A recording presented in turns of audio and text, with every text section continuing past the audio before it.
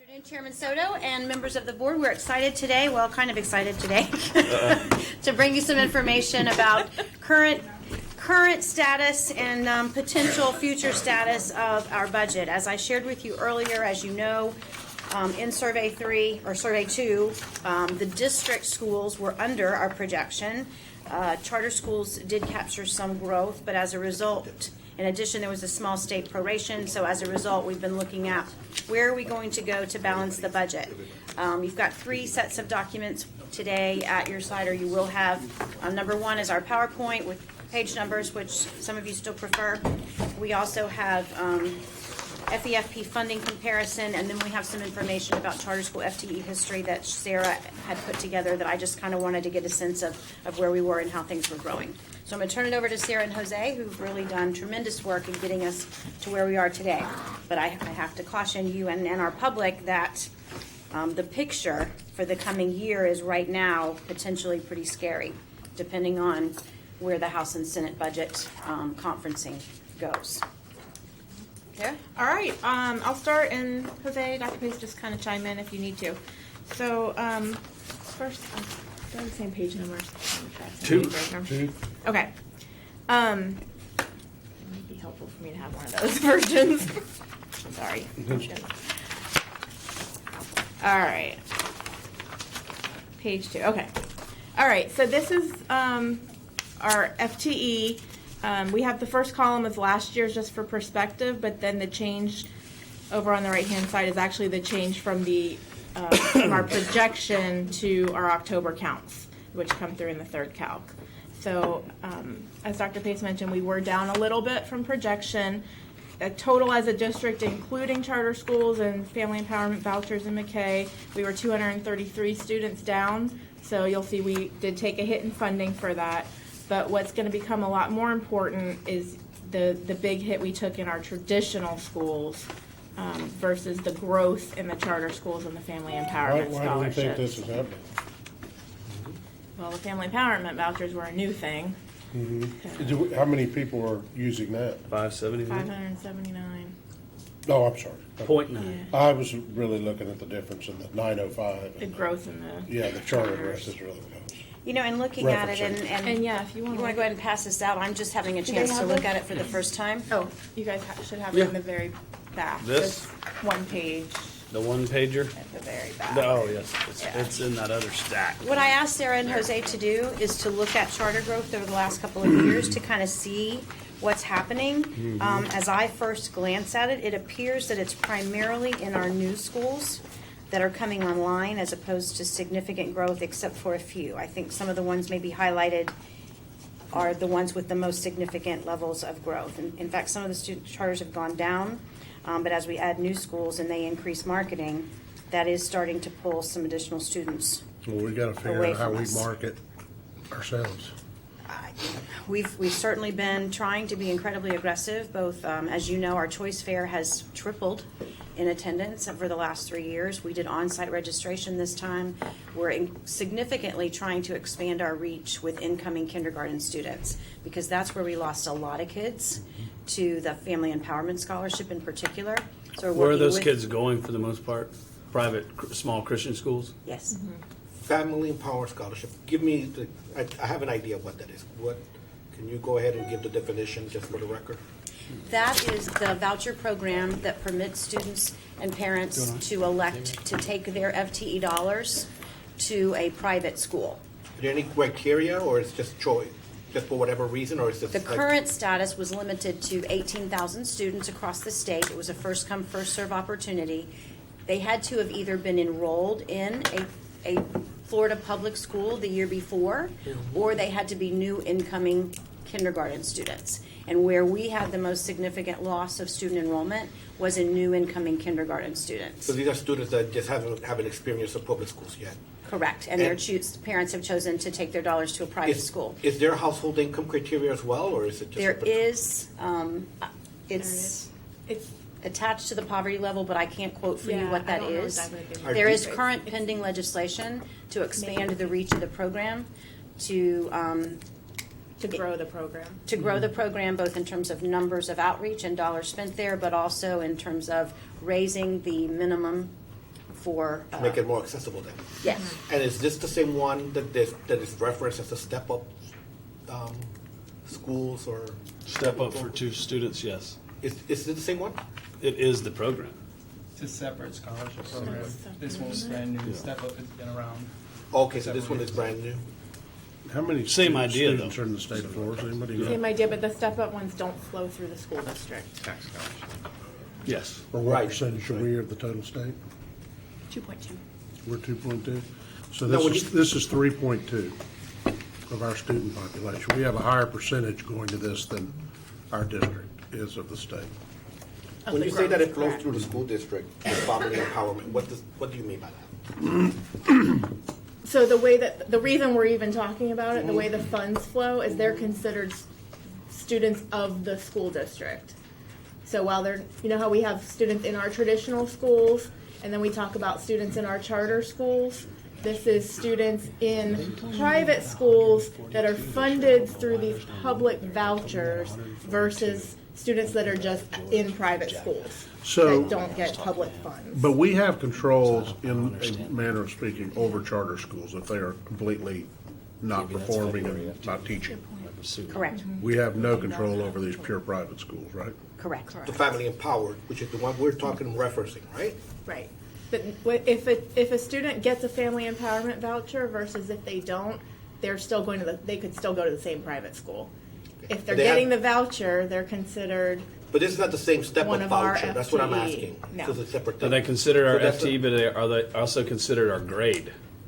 no, No. because that private school is not one of our Gotcha. districts. That is interesting. But we are, sir, looking at ways that we can continue to market our programs and tell the good news of what's happening in our schools. I mean, we offer a lot of things The that they third don't. column is current year or projection for next year? Current year. Dr. Bass, just to let you all know, it's 300% of the federal poverty level, which is 77,000 approximately. Allows you to go to that. Thank you for looking that up for us. Yes, thank you, sir. All right, so while we're still on the topic, and so what we're seeing here with this 507, 580, is that the majorities are incoming kindergartners. Yes, sir.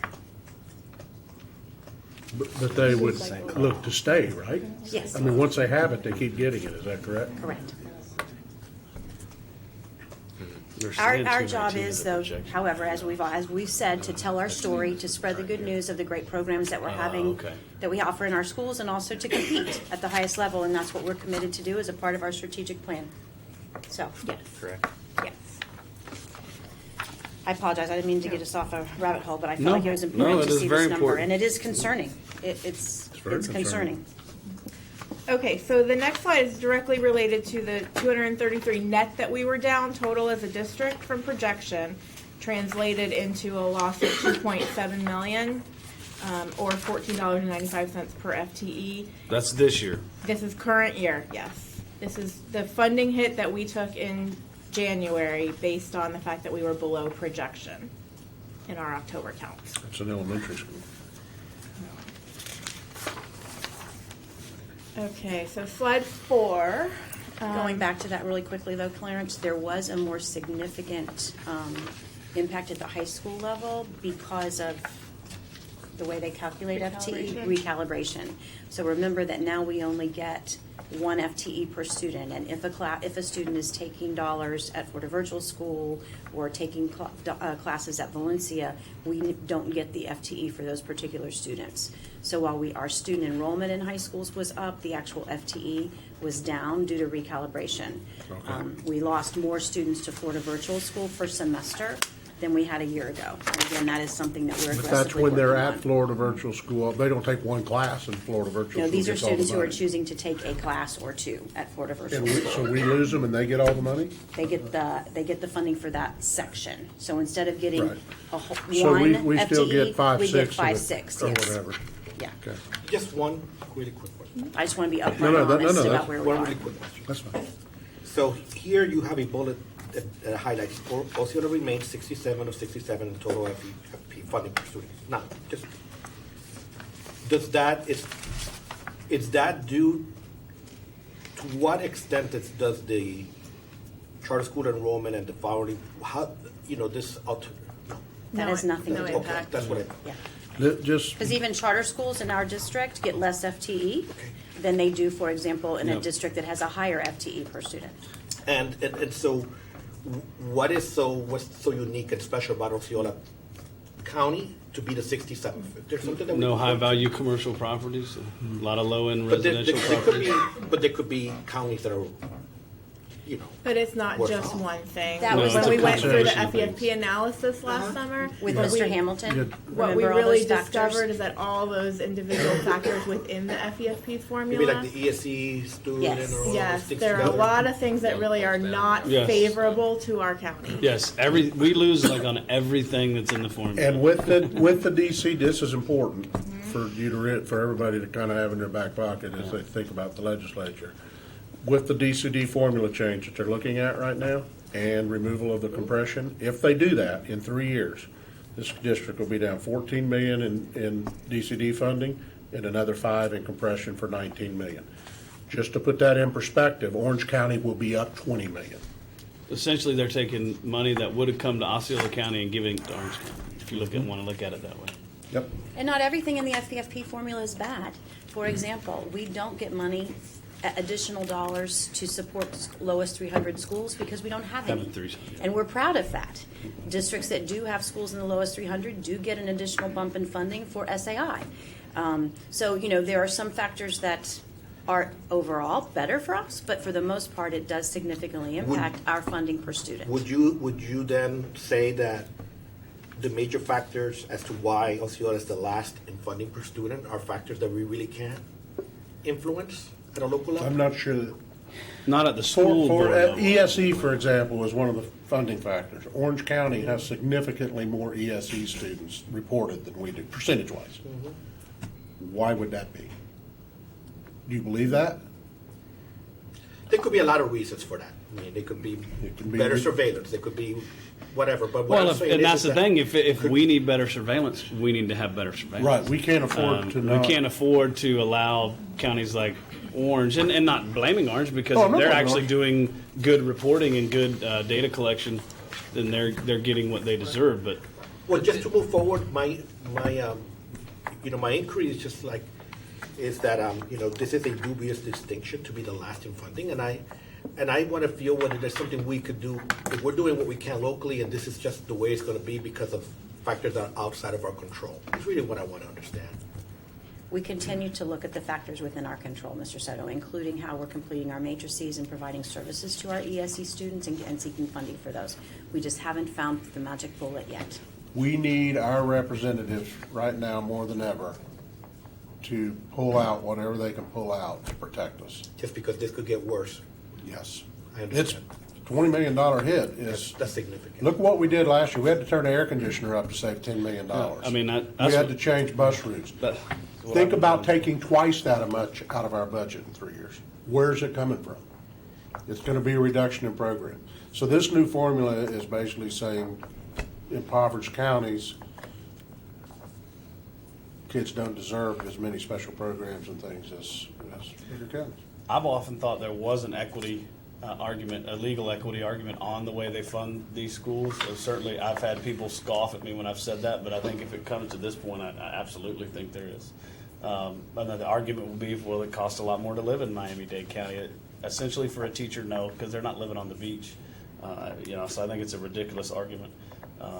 But That's it is what's what it is. separating But us that's in what Orange County right separates. now is the cost of housing. Board, I appreciate your indulgence. Thank you. Yeah, anyone? The only thing I was going to comment on is there are things that we have control over, but it's not immediate control. It's seismic shift within the community. It's things that this board has continued to talk about, which is recognizing the way that we improve the economic landscape within our community, create a more economically viable community, and as such have a higher generation of ad valorem taxes, sales tax revenue, and other things that ultimately fund where we are. So the key is making sure that this and future boards understand the economic impact that we have on the community, and not because we build schools. That's not the economic impact we're talking about. It's more about creating a skilled, viable workforce and the right relationships and partnerships with the other elected bodies and the business community to recognize that Osceola has a lot of valuable assets to offer to people to build and develop business and opportunity within our community. That is a key distinction.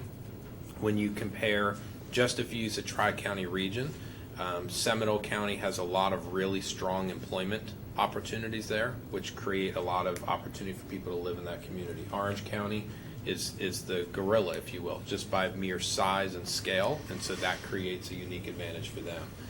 Seminole and Osceola by size are not very different, and you look at the student population or the population of the community, but the way that we function as a community is vastly different because we've been a bedroom community, not an employment community. So those are the key factors that begin to long-term change this landscape, but they're not in our immediate control, they're in our periphery. I could not agree more with what you just said. My concern is if we get this big hit, is how do we have an educational system at that deficit that can compete? Yeah. How do we pay teachers to compete with our neighboring counties? Sure. How do we get people to want to live here when we don't have any, when we've just cut out 10% of our programs? Well, and I think you hit the nail on the head when you talked about the importance of having a strong and capable delegation that's Right. able to carry water in Tallahassee. We haven't had a delegation that has made education a number one priority from a legislative platform, and that's not right or wrong, because we could, Rep. LaRosa is chair of commerce. That's a very important committee with a lot of opportunity and has generated a lot of benefit to Osceola County as a result of those positions.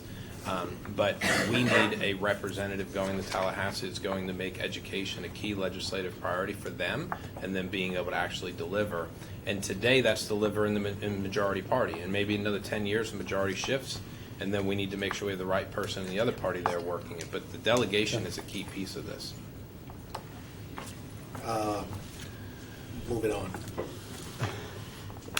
All right.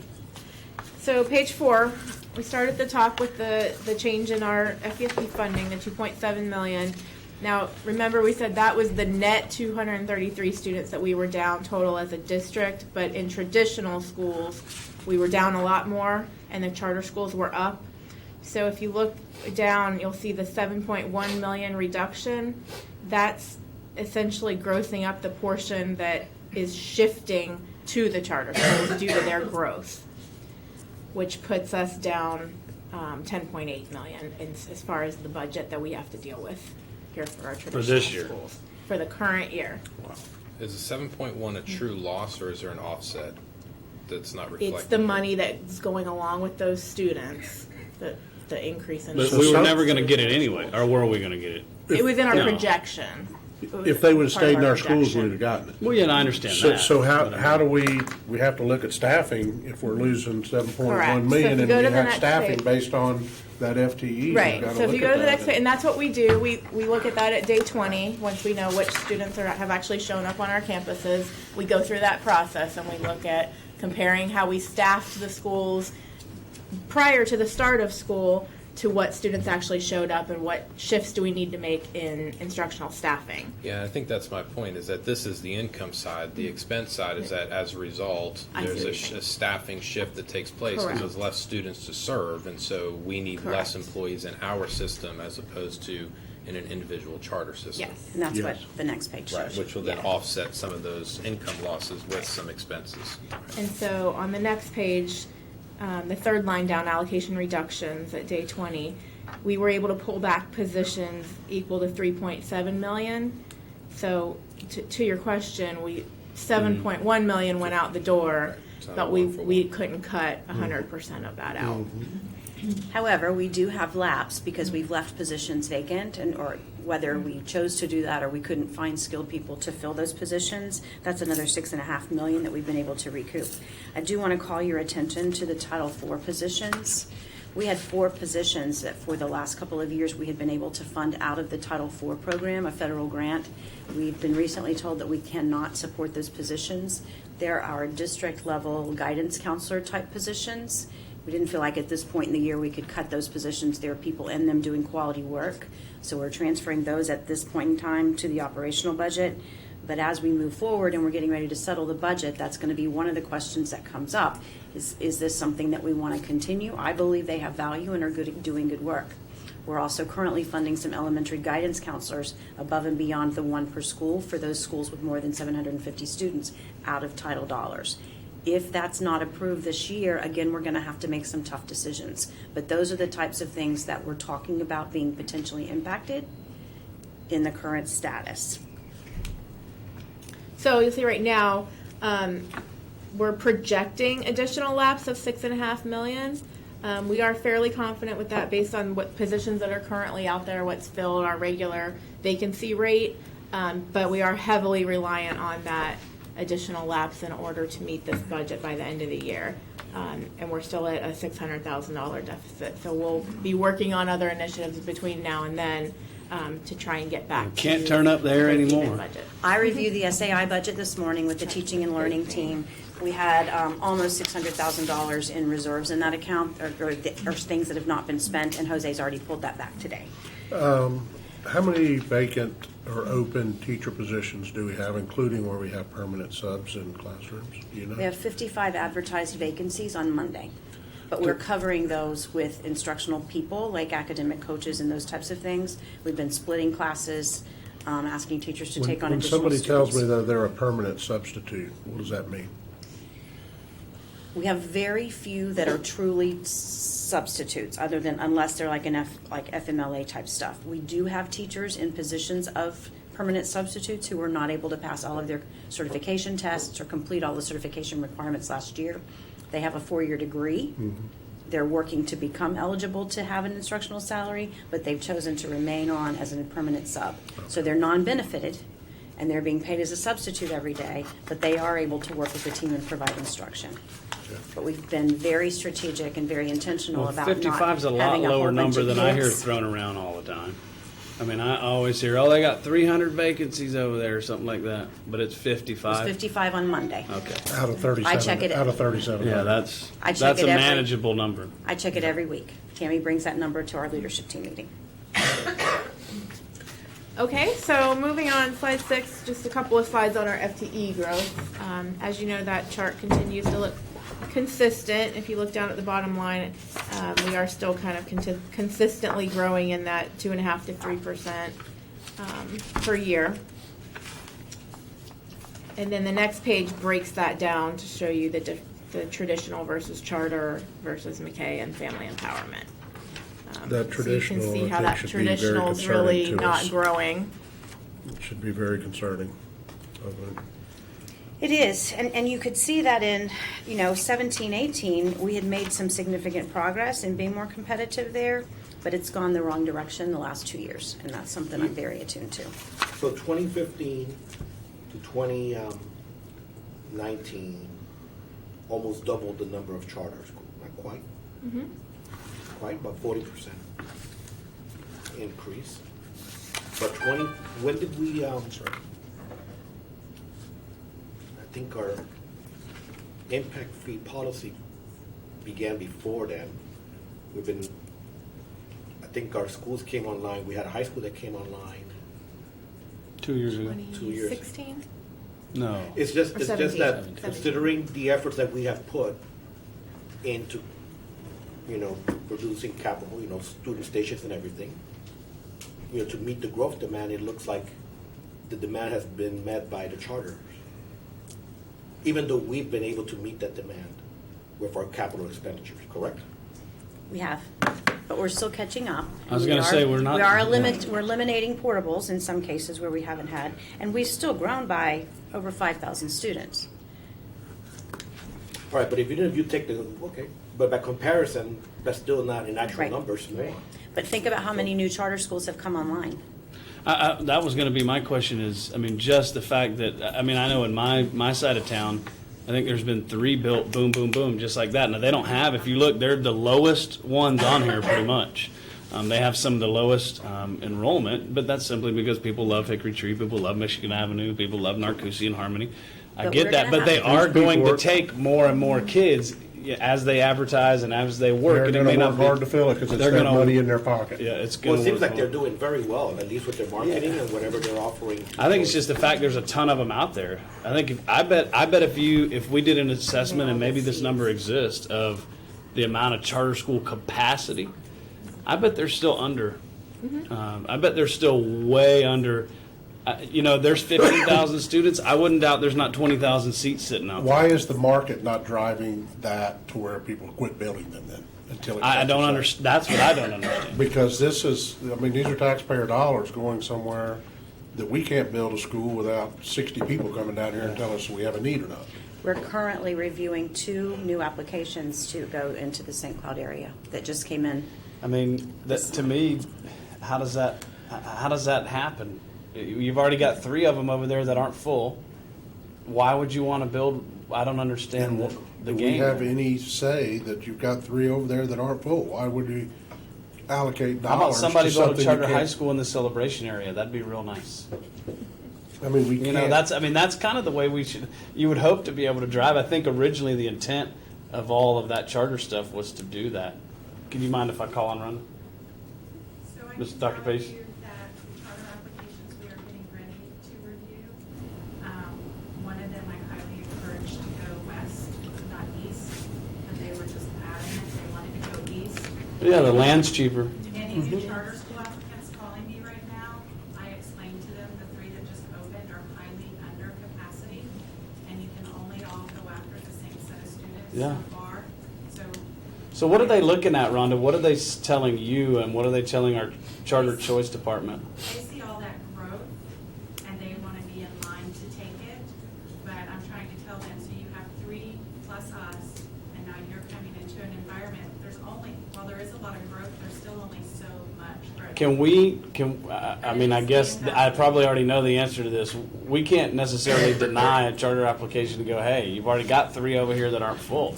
Why can we not try and deny it and let the state say why they're going to abuse taxpayer dollars? I'd just be keep fine building with stuff that. that's And gonna I'm not an be- anti-charter school person. I'm not either, but it's None of us we've are. got a It just tremendous seems- it amount just of seems money, ridiculous. assets sitting here that they're working against using. Yes. Board, I just for the time being, is just, Sorry. from just a competitive nature towards, being able to market property to our parents, they're doing an excellent job. Maybe we should start thinking about what is it that parents and students want and try to figure out from that end. But they are in certain sides of town, but not on others. Right, You know what I mean? so we can probably figure that one out. In a case. We've been talking about that I think I just before. wanted to That's been highlight. goal We've been 4. I talking just wanted about to that highlight before And what it you worked for the first 2 years. Our choice materials have continued to improve. Our market has continued to expand. Our outreach has continued to expand. And yet, in spite of that, We'll keep looking for additional answers. Yeah. That's all I can tell you. I'm with you. I'm proud of the programming that we're offering in our schools. I'm proud of the work that's happening there. When So- I so look are for, we. it, It's just that there's a trend going Right. on. Yeah. And Yeah. we need to figure it out. That's all. We're being outmarketed. The other piece of the conversation, to your point about the capital revenues and long term, we have to plan long term for our capital. So that's part of what Rhonda's team does. Is that we don't know if a charter school is going to pop up 3 years from now, but we do know that there's going to be growth in that area and there's going to be students. So we have to plan years in advance for seats and start building schools, not knowing if 5 new charter schools are going to pop up by the time those students arrive. And you're not going to walk down to Hickory Tree Elementary and go, hey, you just go down the street and go to the charter school, please. That's not There's a seat the for way you. this system is built, and that's a shame. Yeah. Because there should be some collaboration in how we do this to fit everyone's needs, and we just don't. Anyway, stepping off the soapbox. All right, so next slide, slide 8. This is broken down, FTE broken down by program. And the things we really wanted to highlight here, our ESOL, our ELL population, you'll see that actually declined this year. We had a lot of the students come from Puerto Rico, and then some left our system, but we also had kids exit out of the program. So we've been 130. talking about it, Sarah, if you wouldn't Oh, I see. mind, and Dr. Pace. So yeah, I'm not seeing percentages here, just numbers. So when we talk about another county, say maybe the one to the north, what is that number? Like where we're at say put all these numbers together, 2, 4, 3, I mean, 7, 8, 9, 10, 11,000 ESE. So as a percentage, that's X, and what is it in that other county? 14% ESE. at the We're last school 14, checked, I believe. they are what? 20? I looked at that a few years ago. I'll put all that data together again. Ballpark, well, I mean, the last time. We it was just We pulled anywhere- really out want what to look at the. Mr. Hamilton did, and it's all on there. Yeah, I think we were just looking at 111, 112, 113. We have to also look at 254s and 255s, but I'll put that together for all 67 districts with percentages, and that'll give us the true picture. I mean, because if the percentages are within a percent, Yeah, if it's I don't 1 care. or 2, it's If not. they're that within big. 5%, there's a reporting issue. One They're line- over 5% difference. Yes. Yes. Or- Big swings. yeah, there's- Also, the other thing at the bottom, we do have continued growth in our CTE programs, which we know is intentional. So we continue to grow that. All right, this next slide, I think you guys are well aware of the House and the Senate proposals at this point, but we just wanted to highlight some of the differences here. we actively work at that CT pretty hard. And also in your handout packet, I went ahead and included an updated version of the sheet we had printed out last time. So it kind of paints the same picture. But both the House and the Senate do have an increase in the BSA. It's just slightly different. The FRS rate is going up quite substantially. And the increase in the BSA is not enough to cover the FRS increase. So that's one important point we're working through. And then the change in the DCD formula that the House is proposing to adopt, as well as the elimination of the funding compression. And keep, excuse me, that 4.1 million it takes 3 years for the DCD to take effect. The 4.1 million is capped at 1% in year 1. So in the third year, that 4.1 million is over 14 million. Wow. And that's permanent, after the third year, that's a permanent So, number. I guess Michael and Dr. Hayes and I had this conversation offline, but and I know we've got our team working diligently for us, a board, and I wish Mr. Weishauer was here because he would have probably some more information in his position as president of FSBA. But when, as a board, do we have to start telling the story to the community that, you know what, if this is what happened, I mean, this is bad in my opinion, this is bad policy on the House side, really bad policy. I'm telling everybody I run into right now. And that's fine. I don't mind telling people that. I don't mind disagree. This is bad policy, but and I understand how legislature works. We all do, right? I mean, sometimes they say, okay, we won't do this if you'll give us this and blah, blah, blah, blah, blah, right? But sometimes they throw bad policy out there and it sticks. And it ends up just happening even though nobody wants it. I mean, we all know that. I mean, we've experienced that in the agriculture industry. So I think we have to be prepared for people to understand that there's going to be some major hardships within the school district and within this community if these policies from the House side are enacted. When do we board, and this is not a question that needs an answer right now, but when do we, because we've been pretty silent.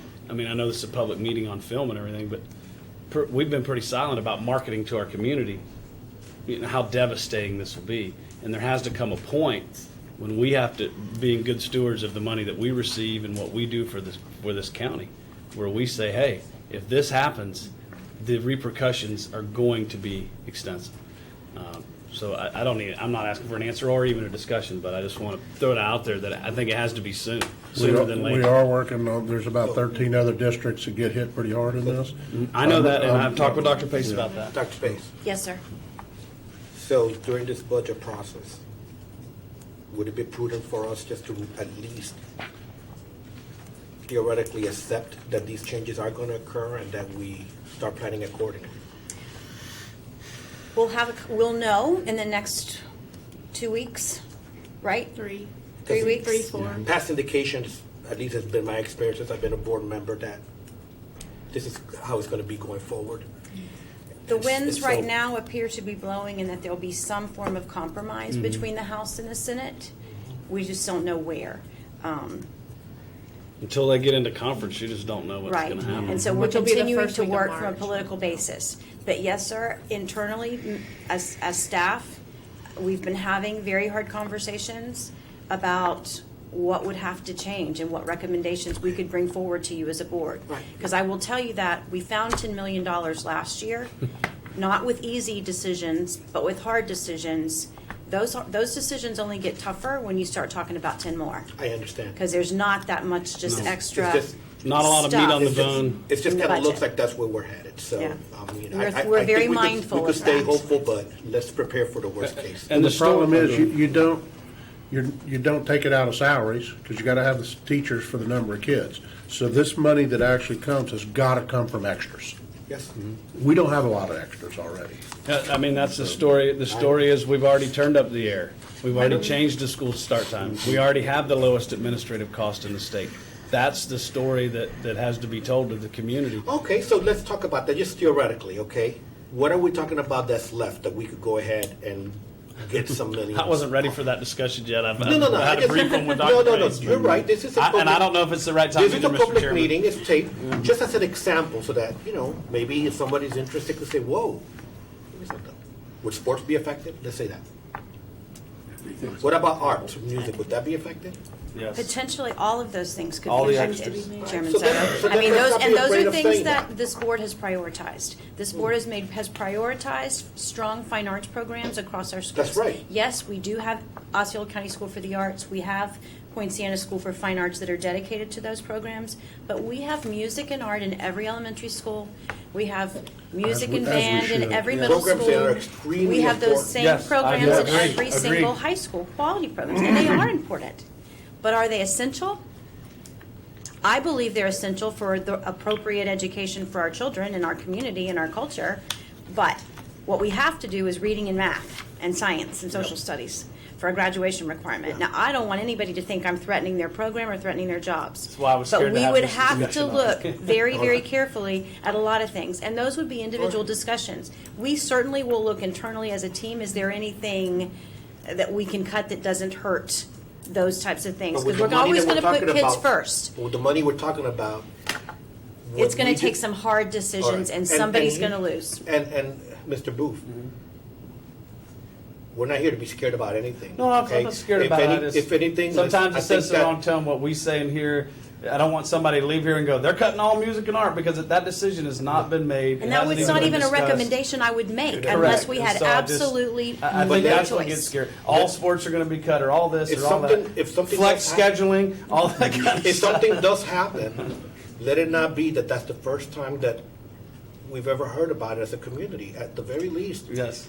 The That's- possibility is there. We And talked let me tell about you it at the something. State of Education. If anything could derail that from actually happening, which we're hoping it's not, it would have to happen now, not after the decisions of the budgets have already been made. So I know that giving bad news is never fun, No. but at the very least, this is where things can happen, where they're in committee and these changes are being Yep. talked about and debated. So let's make sure that the community understands what's at stake here, possibly, okay? Possibly. That way, if something does happen, that's not the first they hear about it. And I That's all. think 2 weeks, we still have that 2 to 3 week window, correct? But once we get to that point and we start to have a better picture of what's going to happen, that's when we start asking the superintendent for those recommendations, and we start presenting those to the community. Well, let's hope we don't get there. Yeah, I hope so too. I do I too. hope so, But too. Mr. Weishar's comments about building a strong economic community, I quite frankly don't know how you do that if we're in a school district that can't offer a lot of these things we're talking about and our neighbors do. All you that's- have to do is go right across the county line, That's correct. and you go to a That's school why district I'm that scared gets to death funded, about this. There's gets a the saying $20 about million putting they the take cart from ahead us of and the give it horse. to them. And I totally It's a understand. $40 million swing. Yes, sir. You realize that? Yeah, guys, I've done this, sat in meetings like this for 40 years. I've Sure. seen frozen salaries, I've seen everything. If I was to tell you my one observation and the weakness of the school boards in the state is they never drive the message to the parents so that they get on the legislators, and it's always after the fact. And the legislature banks on that. Been my fear. Yeah, it's not comfortable, I get it, but I think that we need to put it out there because, you know, it's like we're always reacting.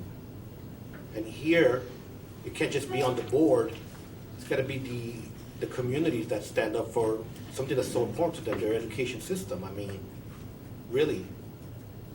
And I'm going to be honest, if we get to that 2-3 week period and Dr. Pace and Sarah and our lobbying team calls me and says, you know what, Ricky, this is it. I mean, it looks really, really bad. It looks like what's on the left of this is going to happen, not really what's on the right.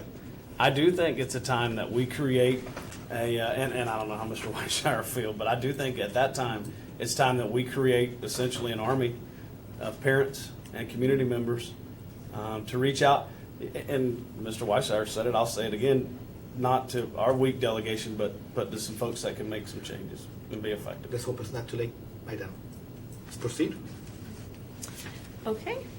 The rest of the House and Senate comparison just talks about how both of them are taking the best and brightest out. The House does also eliminate the digital classroom allocation, and then the new teacher salary package, which is a different amount right now, but that'll also be worked out during conference.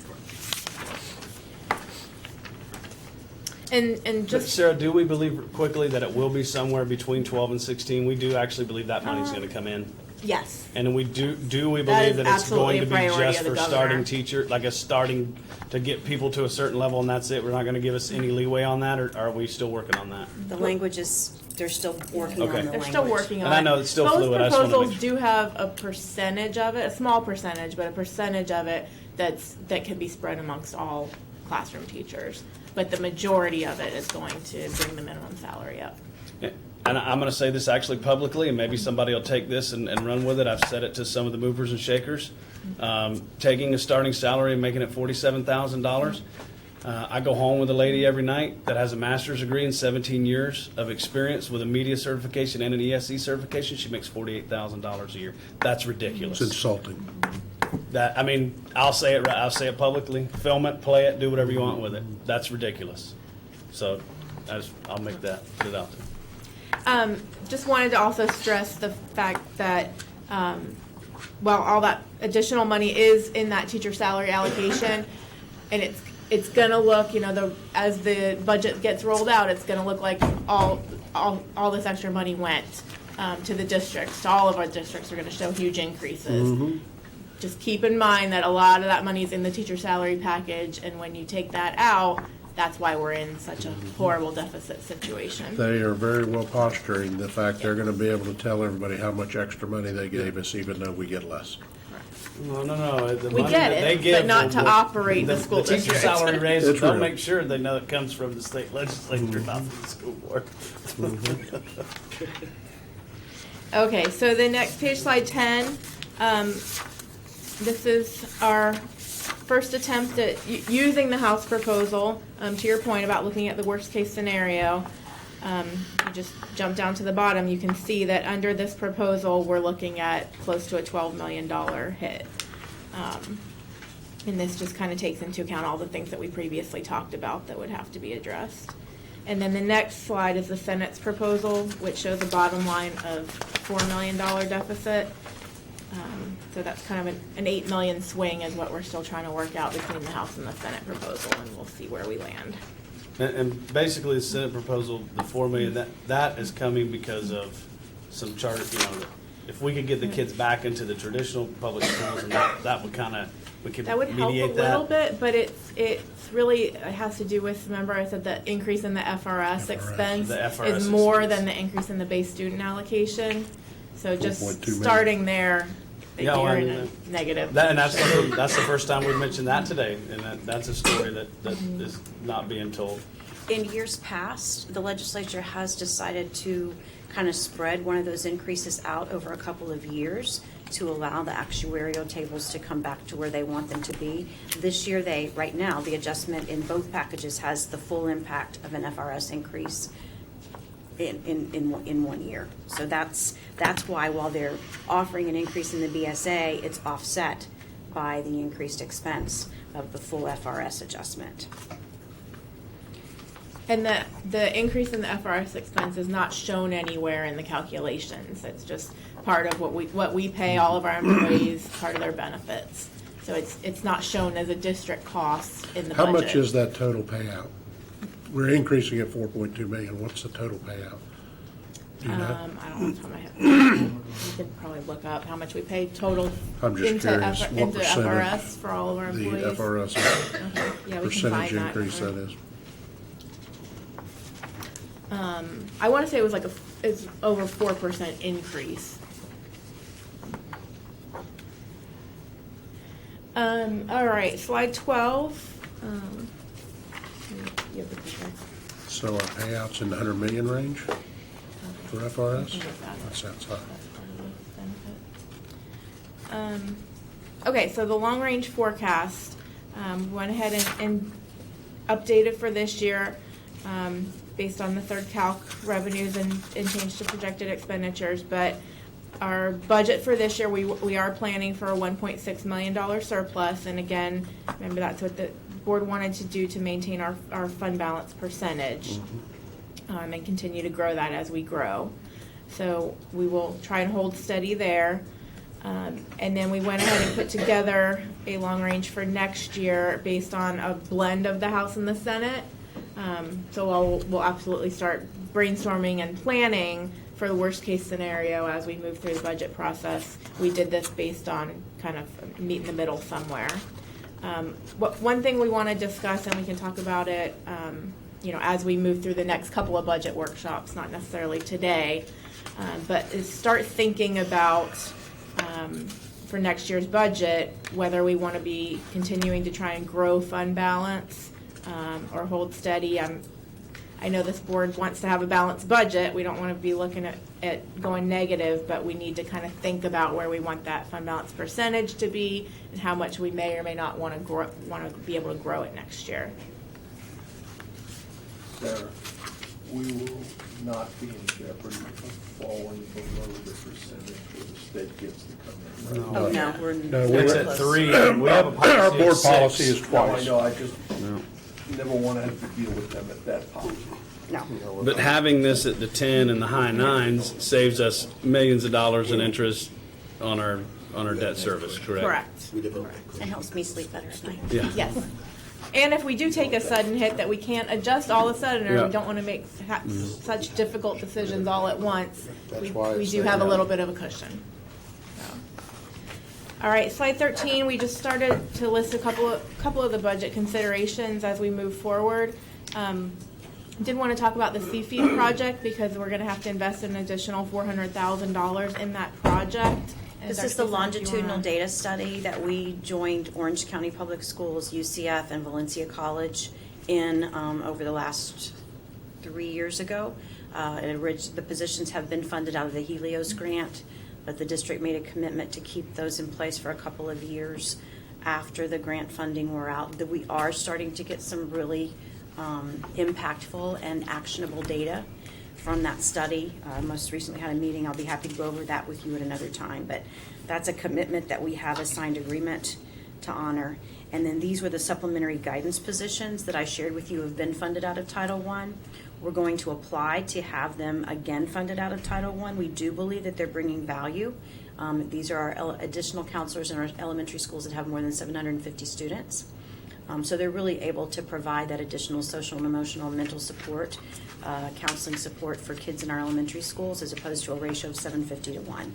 But it is an expense that we're going to have to monitor and work carefully. They have moved up the Title I grant application or the federal program grant application at the state level, and we intend to try to get ours done early March because they made a commitment to try to honor those and turn those around pretty quickly, which would be nice because sometimes we don't get the money until or approval even for the grant until September, October, and now they're committed to getting it to us in July if we get our grant done. So- But again, this is $1.4 million that is Start. not going to be spent if We will not be the able bad to, time. there's no way we can work that in our Well, budget. Orange County would be getting a lot more money, so they can pick up our $400,000 right there. There you go. Done. Negotiate that. All right, so that's all in the general fund. Moving on to the debt service, I just wanted to go ahead and bring to your attention, and I'm glad Clarence walked back in at the right time. Just wanted to go ahead and bring to your attention that we do have a small refunding opportunity on our 2009 COP series. It's fairly small. There's 6.2 million still outstanding over the next 4 years. But we do have the option to go ahead and refund that as of June 1st is the call date. 15. And we expect a savings opportunity somewhere in the low 200,000 area. So it's worth doing. We could easily do it through a bank loan. So I just want to bring that to your attention and kind of get your head nod to go ahead and move forward. Have PFM move forward with a bank loan. It's a $200,000 net savings or gross Net savings? net savings in capital. So essentially ad valorem that can be freed up in capital. You guys okay? Yeah. So if we're okay with that, I'll have them go ahead and put the solicitation out and then absolutely bring all the solutions back to you guys for decision. And then on capital, we've already talked about all of this, but just wanted to point out the things that have changed since the last version of the capital plan. We did go ahead and talk to the Business Advisory Board about increasing our impact fee revenue forecast for the current year. We had originally budgeted $50 million.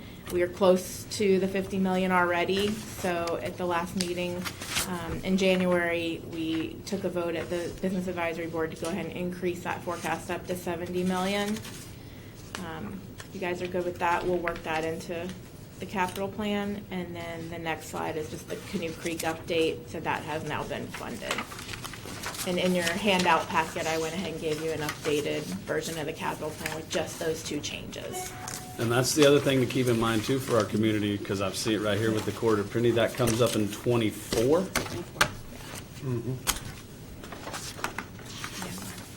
And the last slide is just the budget timeline.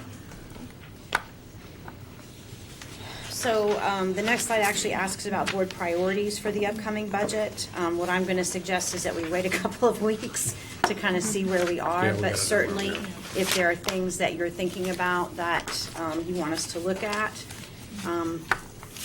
Sarah and Jose and I are open to individual conversations, and then we'll certainly come back to you with a full budget workshop as soon as we know where we stand. For the adjustment on the impact fee collection, all you really did is assume that we're generating X dollars per month and play that out over the next 4 months to close out the year to come to the 70.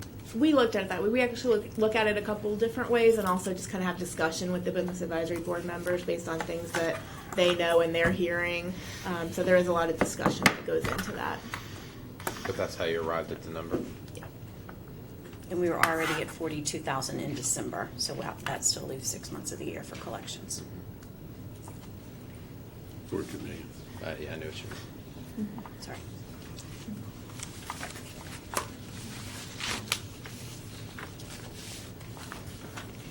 Mr. Chair, I'm certainly open to additional questions, discussion from the board. Otherwise, that's all that we had regarding the budget. Thank you. All right. So, board, do we take a break before we begin the next one, or? Want to take 5? 5, yes, and then we'll begin with the health insurance. Do you want to see it? I got a draft if you want to see it. I didn't know if you wanted to see it. No, right on cue. They must have been waiting outside. They're just-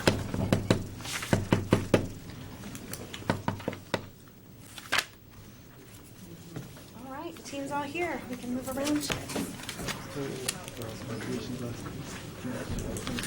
Okay. I thought he did start until like April or March. Hey, how are you? This guy, March 2nd. March 2nd. We want to feel like he belongs. Well, that's fine. No, it's fine. Did you get her name right now? Finally, they did it wrong again, that's why I didn't have it last year. Oh, they did it wrong again. Well, you know, poor girl, she wants the right one to take home with her when she's done. You don't want to have a flag from the school district with your name spelled. Oh, you guys are in. No, we just finished a different workshop. How's it going? This is, Budget. oh, you guys the same template. The board template. Oh my gosh, we gotta change some type of font or something.